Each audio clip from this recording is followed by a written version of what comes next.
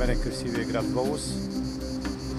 Отгоре панорамна гледка от пътя, който отива към Квартария, където бях, с хубавите автоматични къщи с Стария дух. Това е град Волос, Гърция, на фона на залязъчното слънце. Долу се вижда залива и пристанището, което утре ще взема ферибота и ще отида до Скиатос. Хубавия град Волос.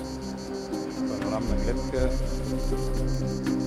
цялата му красота, зале слънце.